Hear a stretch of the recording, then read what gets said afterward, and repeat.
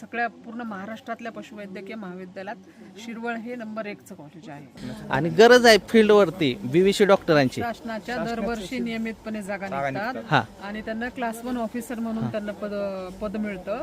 आता सध्या जवळपास 3000 पदं निघालेली आहेत आणि तेवढे विद्यार्थी पण आपल्याकडे उपलब्ध नाही आहेत. ते आम्ही बघितलं. त्यांनी अतिशय उत्तमरित्या त्यांची ब्रीडिंगचा प्रोग्राम ते राबवत आहेत आणि करावं तेवढं कौतुक फार कमी आहे. अतिशय उत्कृष्टपणे त्यांनी त्यांच्या खिल्लार ज्या वळू आहे ते सांभाळलेले आहे. म्हणजे सपोर्ट मध्ये राहणार नक्की 100% सगळे डिपार्टमेंट. मला तर ते जे वळू तयार करायला लागलेत ते अतिशय उत्तम प्रतीचे वळू आहेत आणि महाराष्ट्रातील सर्व लोकांना मी आवाहन करते की ह्यांच्या गोठ्याला आपण निश्चित भेट द्यावी. त्यामुळे अविस्मरणीय अनुभव आम्हाला बघायला मिळाला आहे ना. तुमच्या आठवणीत राहिला असाच दिवस आहे आजचा. ओके नक्की. आहे ना? तुम्हाला भविष्यात काही आमची मदत लागली तर निश्चितच आमचं पूर्ण महाविद्यालय आमचं विद्यापीठ तुमच्या पाठीशी राहील. धन्यवाद.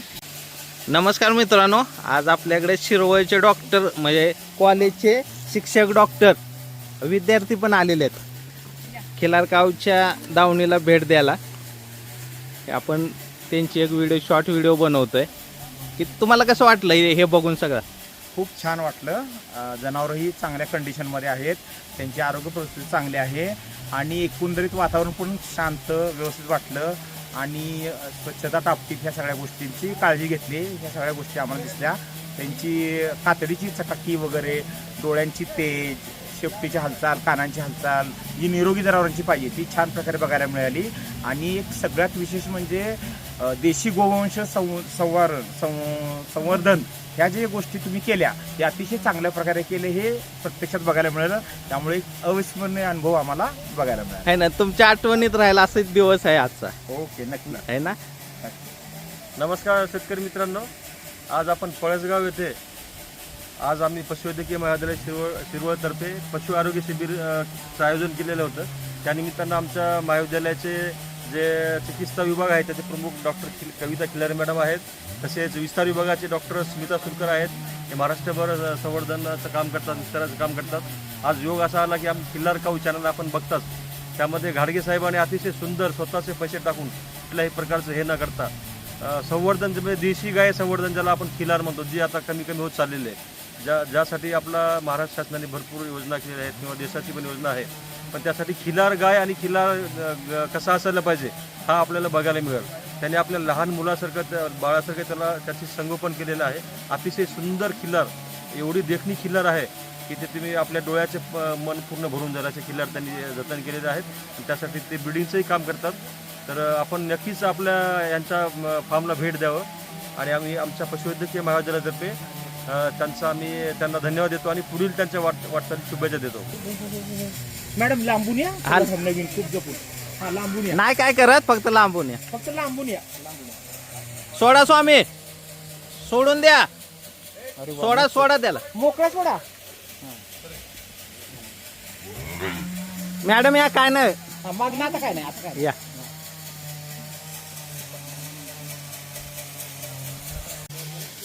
अरे वा मस्त आहे. बरोबर मध्ये मॅडम आहे ना, आपण आहे ना ब्रीडिंग सुधारवतोय. म्हणजे आता तुमच्या समोर लक्षात येईल की ही गायपेक्षा वासरू सरस आहे. मग हे कशामुळे झालं की त्याचा वळू चांगला वापरला आपण, म्हणजे चांगल्या वळूची पैदास केली की पैदाशी ह्या प्लस जातात गायला. मग आता ही गायपेक्षा ही पैदास चांगली पडली. ही ते मोठा बैल आहे ना त्याची पैदास आहे ही, आणि ही जी छोटी पाडी आहे ती ह्या राजेची आहे. पण मागे बैल दिसतोय त्याची आहे. आणि ही जी पाडी आहे ना हे बघा, तुम्हाला बघून कसं वाटतंय, हे धुतले नाहीत, धुतल्यावर भारी दिसले असते. ही जी पण जी पैदास होईल का नाही ती क्वालिटी निघणार. आज क्रांतिसिंह पशुवैद्यक महाविद्यालयातर्फे आम्ही जनार्दन घाडगे राहणार पळसगाव ह्यांच्या गोठ्याला भेट दिली आहे आणि इथे आम्हाला त्यांनी जे देशी गो संवर्धन केलेलं आहे ते आम्ही बघितलं. त्यांनी अतिशय उत्तमरित्या त्यांची ब्रीडिंगचा प्रोग्राम ते राबवत आहेत आणि ज्या काही जनावरं आम्ही बघितले आहेत त्याची बॉडी स्कोर कंडिशन अतिशय उत्तम आहे.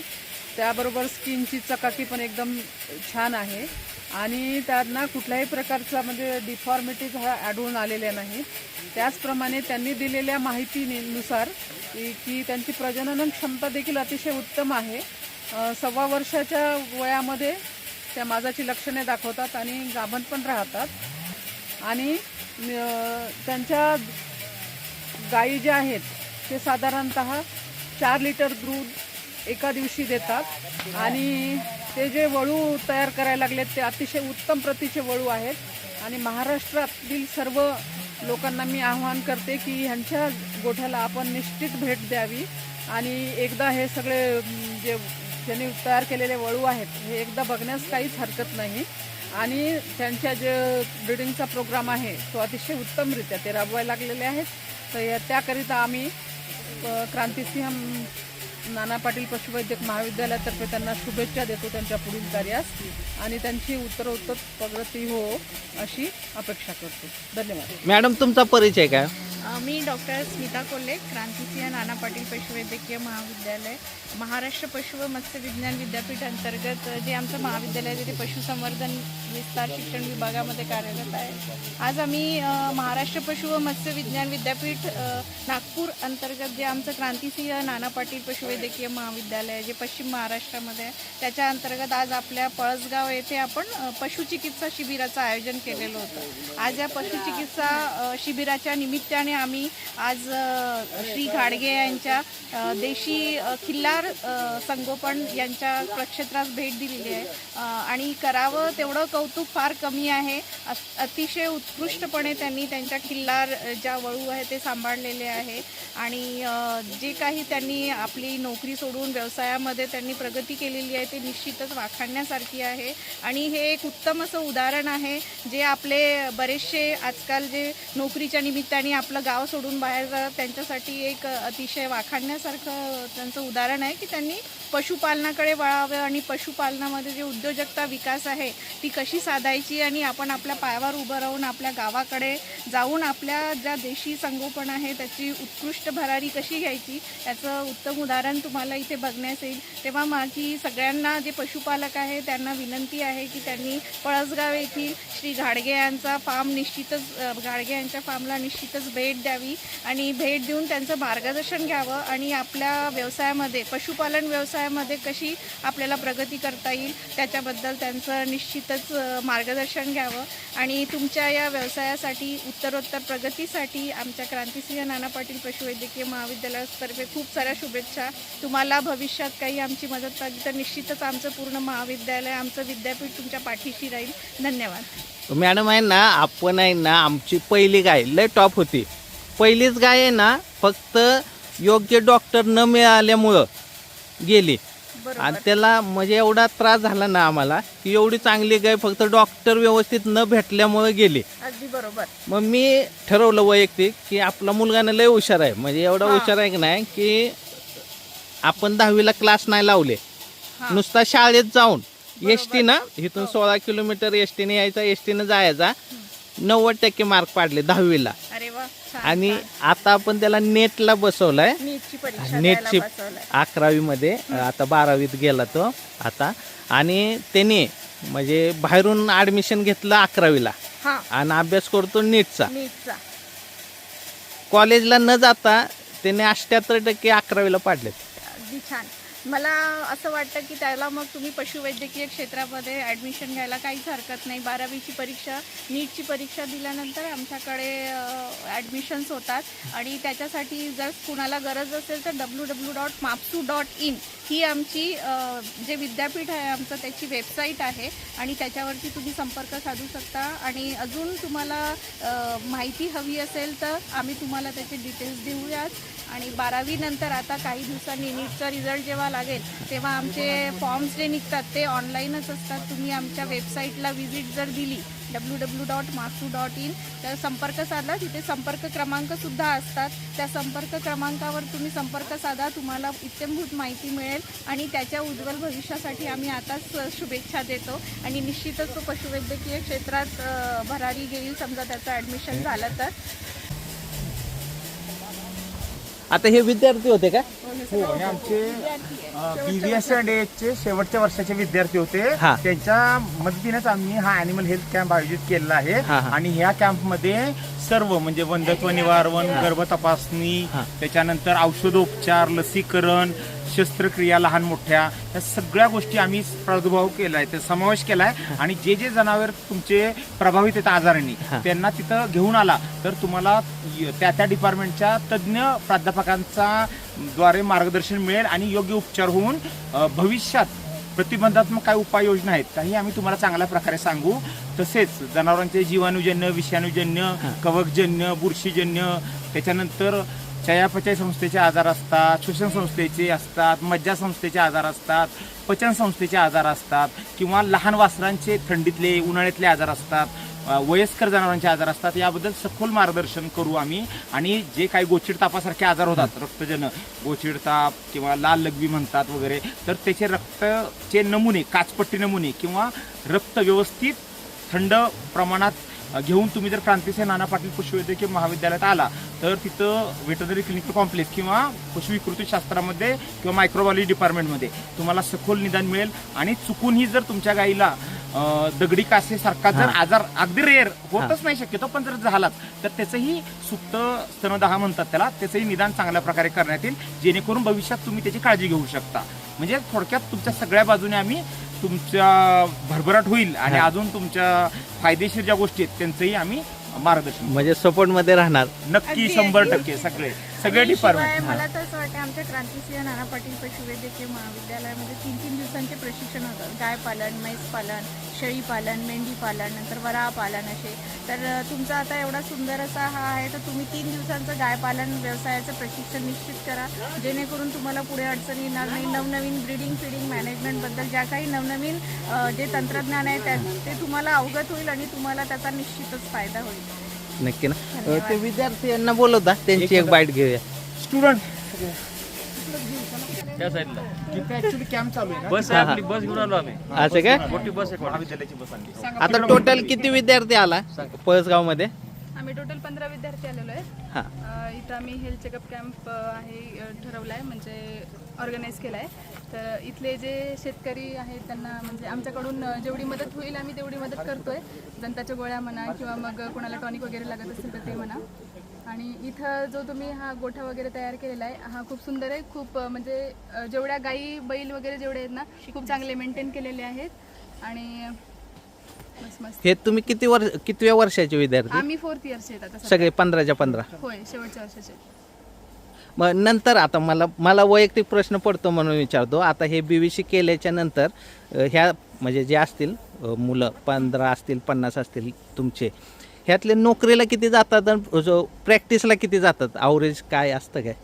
आता विषय कसा असतो की आमच्यामध्ये जेव्हा आम्हाला PG करायची असते तेव्हा वेट सायन्स आणि पोस्ट ग्रॅज्युएशन करायची असते तेव्हा वेट सायन्स आणि ॲनिमल सायन्स. ॲनिमल सायन्सवाले जे लोक असतात ना ते नोकरी म्हणजे टेबल बेसिसवर जॉब जो म्हणतो आपण तो, आणि जे वेट सायन्सवाले आहेत ना हे फील्ड वर्कवाले असतात. असं मग ते त्यांच्या मनावर आहे की त्यांना कुठलं ऑप्शन निवडायचं असं. कारण आहे ना BVC डॉक्टर आहे ना फील्डवरती खूप कमी आहेत. मी बघितलं की ते नोकरीला प्राधान्य देतात आणि गरज आहे फील्डवरती BVC डॉक्टरांची. शासनाच्या दरवर्षी नियमितपणे जागा हा. निघतात आणि त्यांना क्लास 1 ऑफिसर म्हणून त्यांना पद मिळतं. हा. आता सध्या जवळपास 3000 पदं निघालेली आहेत. हा. आणि तेवढे विद्यार्थी पण आपल्याकडे उपलब्ध नाही आहेत. हा. आणि एका वर्षाला 65 विद्यार्थी हे पास होतात आणि त्याच्यापैकी काहीच लोक ही नोकरी जॉईन करतात. इतर जे आहेत आमच्या महाविद्यालयातली पशुवैद्यकीय महाविद्यालय शिरवळ इथले विद्यार्थी ऑल इंडियातली जी भारतातली एक परीक्षा असते पोस्ट ग्रॅज्युएशनसाठी साठी जी परीक्षा असती पदव्युत्तरसाठी, तर त्या परीक्षेत सगळ्यात पहिल्या जो नंबराचे विद्यार्थी आहेत ते आपल्या कॉलेजमध्ये तयार होतात. आत्तापर्यंत अनेक विद्यार्थी हे प्रथम क्रमांकावर आलेले आहेत आणि त्यांनी तसं म्हणजे त्यांच्या हे पण पुढे पण वाटचाल जी आहे ती एकदम सगळ्यात वाखाणण्याजोगी केलेली आहे. सगळ्या पूर्ण महाराष्ट्रातल्या पशुवैद्यकीय महाविद्यालयात शिरवळ हे नंबर 1चं कॉलेज आहे. आणि सगळ्यात जुनं असेल ना हो ते?